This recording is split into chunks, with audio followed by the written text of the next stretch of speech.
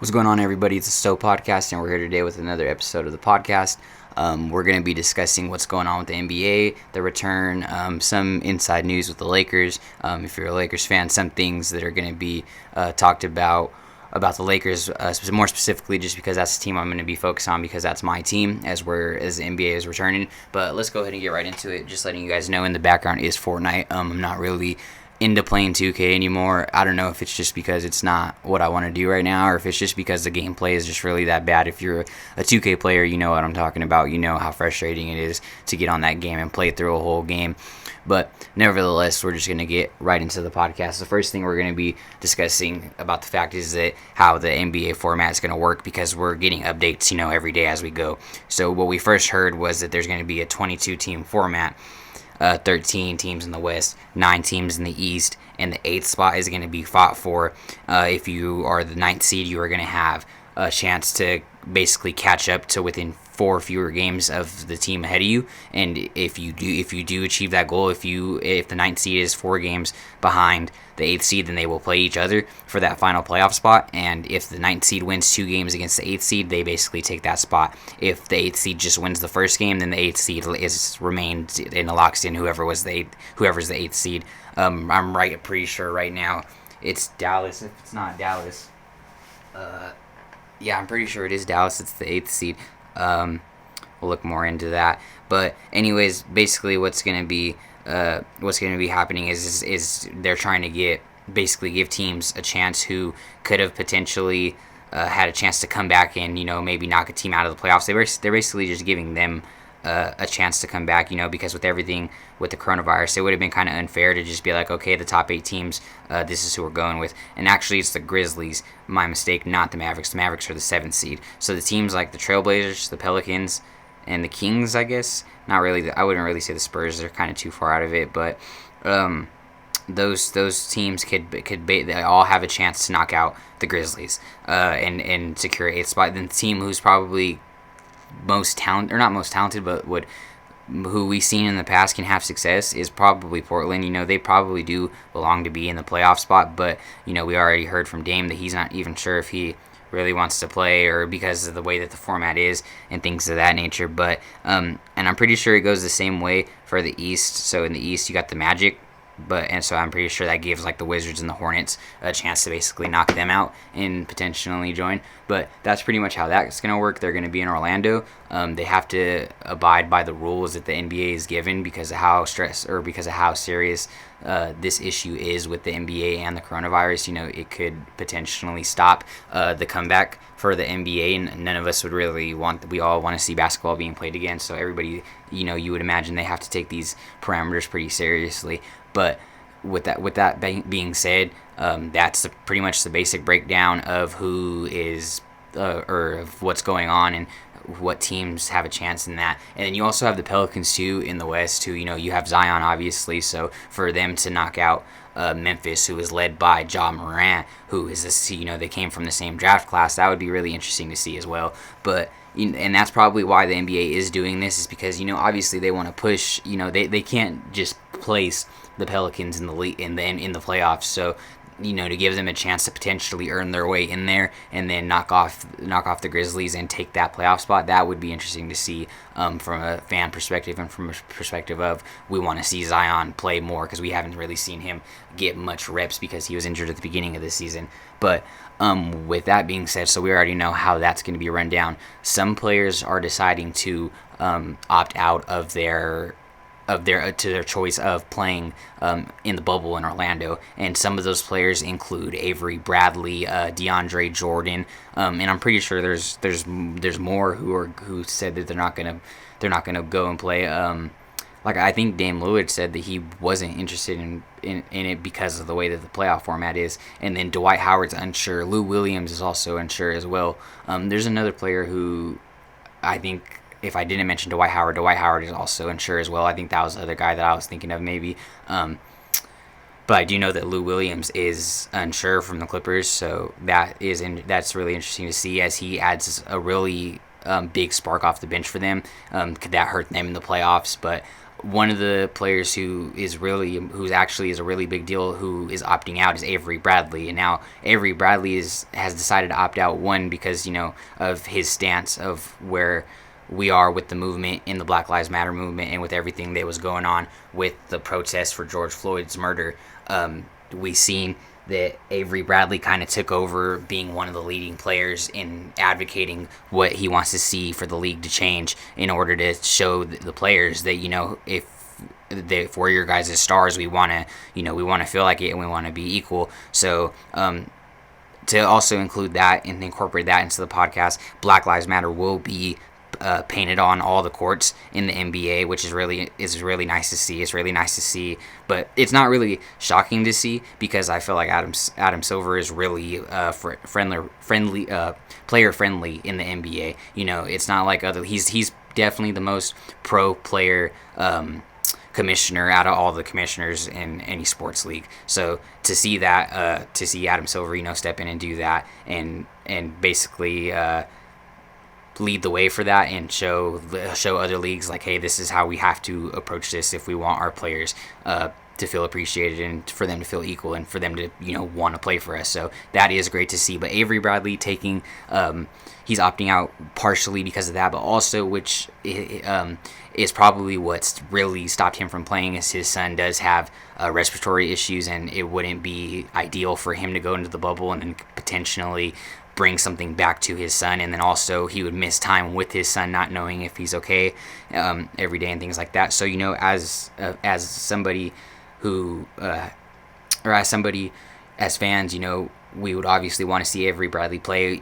For the Lakers, it's a huge loss. He's one of the best perimeter defenders in the league. He's the guy who on the Lakers team is going to go. He's going to guard the Dame Lillard if you're playing Portland. If you're playing Golden State, he's going to guard Steph, or Clay even, or it would probably be Steph, but he's going to guard their best offensive threat. If they're playing Houston, his assignment is to guard either Russ or Harden. But it's a huge loss for the Lakers, and it's definitely it's understandable. You can't judge Avery Bradley in any way, shape, or form, nor any of the other players who are deciding to opt out. It's scary times. Some feel that basketball isn't what we need right now, and you do have to understand that point of view.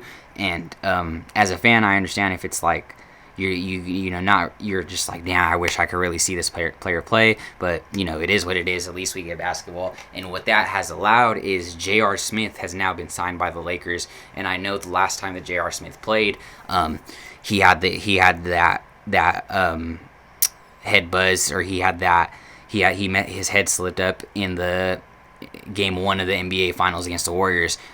LeBron dropped 51 points. It was one of the greatest game performances in the finals that we'd ever seen. If he won that game, that probably would have been the best game in the finals ever performed by a player that like I have seen. And then I know a lot of players who a lot of people who have seen Michael Jordan play, and all the all-time greats like Larry Bird and Magic Johnson and things of that nature. Unfortunately, me as a young NBA fan, I didn't have that privilege.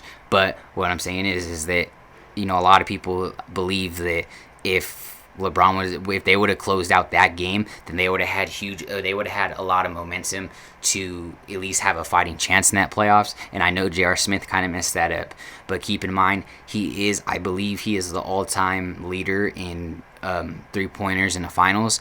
He's not obviously not one of the best defenders, but when he wants to play defense, he can play defense.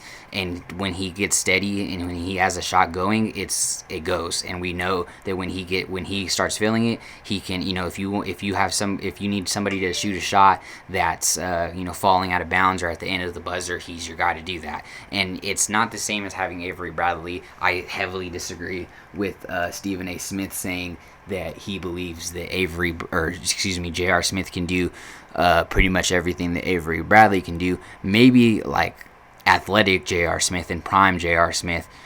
If anything, I feel like one might say that in his prime, J.R. Smith was a better player than what Avery Bradley's prime is or was. And whether you agree with that or not, that's another debate for another day. But I just think in this time and where we are, and with the age gap and where they're at in their careers, I do think it's a downgrade to go from Avery Bradley to J.R. Smith. But he is a guy who's played with LeBron. He's a guy who's won a championship with LeBron, and he's a guy who does have a lot of vet experience in the league and a lot of. He's the worst thing that could happen to him. He's done it. He messed up in the finals. He has no more. There's nothing he can really do anymore to lower his the way that people view him or anything like that as a player. So he really has nothing to lose. So I think it could potentially turn into another Dwight Howard story. Where it's not like he's like the most impressive guy on the team, but the way that he's playing and that he contributes to the team, I do think that he can add to the team. I'd rather see him get minutes than Dion Waiters. That no disrespect to Dion Waiters or anything. It's just what I would run. I've just never really been a fan of Dion Waiters, and I never thought his game, could translate to much help on the Lakers. It was good to have him for depth, and if somebody goes down, he's there, and it's nice. And I'm not saying that he's not going to contribute anything, but what I'm saying is that's just never. He's never been a player to me that I thought really too highly of. So you take what you want with that, but with Avery Bradley leaving, or opting out, I do think it does hurt the Lakers' chances to win a championship. Even if Lou Williams does opt out, I just think the one thing the Clippers had that the Lakers didn't was depth. The Clippers, they have guys who can go 2 or 3 deep on every position. So, and now on top of that, you have rest. And when you have the Lakers, you have Anthony Davis and you have LeBron. Outside of that, you don't have any for sure things. You have potential. You have Kuzma, who's like, okay, maybe he could be that third scorer. He could find that his option as a third role. And then you have Caruso, who's going to light up off the bench. But there's a reason why those kind of guys don't get those minutes, because when you do, they don't really add much of the value to the team. And everybody loves Caruso because of what he can do at his size and pretty much at his appearance. That's one of the main reasons why a lot of people have hype for him, because he just, if you look at him, like if you saw you would look at him and think, oh, he's somebody you might run into on the street, just because he's not big or anything. And then to see how athletic he really is and how high he can get up, and the things he can do on the court, it is impressive. But like I said, he's a role player. That's all you can really put it at. So outside of LeBron and AD, it's kind of hard to see. But then how our team's going to react to coming back to the bubble, how our team's going to react being away from home. It's kind of a toss up. Everybody's going through the same thing. So I feel like it's going to be a really interesting finals this year. It's definitely something different than we've seen in the past. We're going to get to see, a little bit of experimenting with the playoffs and with this format. We're going to get to see, maybe matchups that we wouldn't get to see if the season, just resumed as it was. But, it's going to be exciting, and it's going to be good to see basketball back. It's going to be good to see, my Lakers playing. It's going to be fun. And as a Lakers fan, I'm hoping that LeBron can, get his last ring, or not his last ring, but his 4th ring, and continue his quest. And getting one in LA would just mean so much for his career. Everybody knows that. And then especially to win it on a third team, because Kawhi's trying to do that. So if Kawhi does it before LeBron, it would diminish that stat and that accolade for him. Really, the breakdown of the bubble going on, and then what was going on with the Lakers, is really what I wanted to talk about today. The fact that they will be missing Avery Bradley, and they said Dwight Howard was also kind of on the same side of Avery Bradley, but he has said that he still is willing to play. So I don't know how that's going to pan out.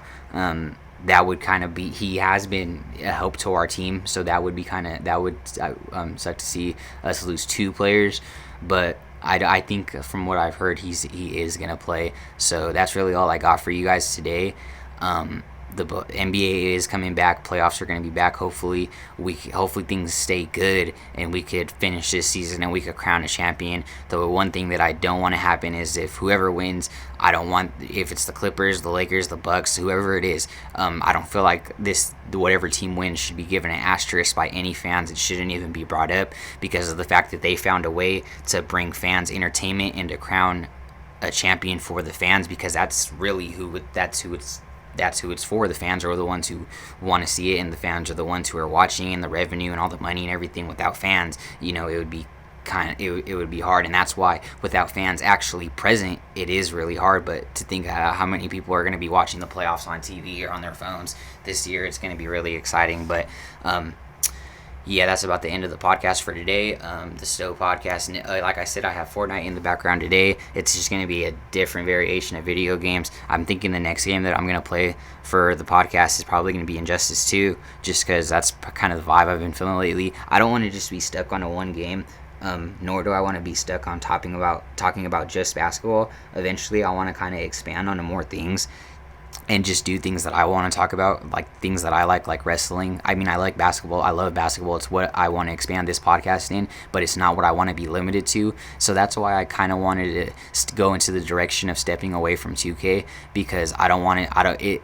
I want to have versatility, and I also don't want the podcast to get stale in terms of what's being on in the background, because until basketball is actually played, it's going to be hard to find new topics. So that's why different games and things like that are going to be showed on the podcast. But yeah, really, like I said, next podcast, next episode is probably going to be Injustice 2. So stay tuned. I'm not sure what we're going to talk about. Going to do a little bit of brainstorming, but that's the Stow podcast signing out.